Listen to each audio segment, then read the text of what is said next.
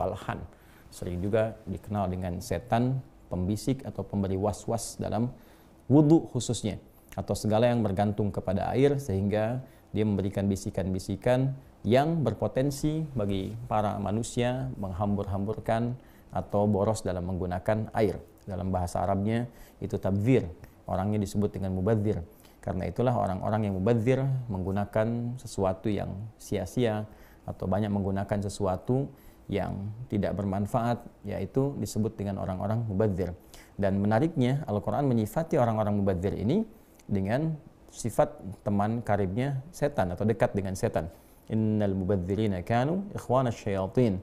Dan para mubadzir itu orang yang menyia-nyiakan sesuatu, itu disebut oleh Al-Quran adalah sebagai kawan-kawannya atau dekat dengan bisikan-bisikan setan atau memenuhi godaan-godaan setan. Dalam wudhu ini terkadang setan memberikan was-was ya kepada kita yang berwudhu supaya lupa dalam keadaan berapa kali kita sudah membasuh. Kemudian bahkan ada orang yang sudah berwudhu bahkan diberikan was-was sehingga lupa bahwa dia telah berwudhu, sehingga berwudhu lagi, dan puncaknya adalah tidak mampu berhemat dalam menggunakan air atau boros dalam menggunakan air wudhu. Nah, bagaimana solusinya? Allah Subhanahu wa Ta'ala yang pertama memberikan kepada kita satu ajaran, satu petunjuk di Quran surah ke-23.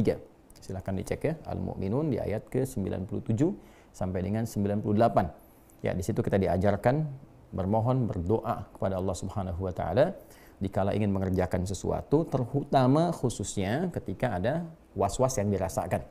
Ya, qala, kemudian hamba itu bermohon berkata pada Allah Subhanahu wa Ta'ala, Rabbi a'udzubika min hamazatis syayatin wa a'udzubika Rabbi ay yahdurun. Ya Allah, aku berlindung kepadamu, mohon lindungi aku ya Allah, kan, dari berbagai keburukan yang ditimbulkan oleh setan, dan aku bermohon perlindungan kepadamu ya Allah, ya, supaya mereka tidak hadir di sekitaranku. Aku mohon perlindunganmu ya Allah dari kehadiran mereka yang ingin memberikan was-was. Jadi yang pertama adabnya adalah berlindung dulu kepada Allah dengan segenap keyakinan. Jadi kalau berlindung tuh jangan cuma dibaca di lisan, ya, tapi dikuatkan dengan iman kita, difokuskan dengan pikiran kita, sehingga apa yang dimohonkan kepada Allah Subhanahu wa Ta'ala itu terasa dalam jiwa. Nah, bedanya apa? Bedanya orang yang bermohon kepada Allah dengan segenap jiwanya itu akan memiliki getaran dalam kalbunya.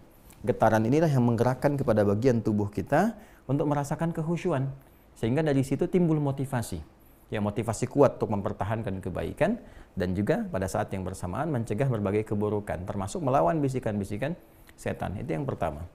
Yang kedua, tentunya kita menghadirkan satu semangat keyakinan yang utuh terhadap sesuatu yang telah dikerjakan. Kaidah usul fikihnya berbunyi al-yaqinu la yuzalu bisyak. Jadi kalau sedang misalnya sudah berwudu, selesai wudu, kemudian ada was-was tadi batal atau enggak, ambil yang paling yakin dan putuskan pada saat itu.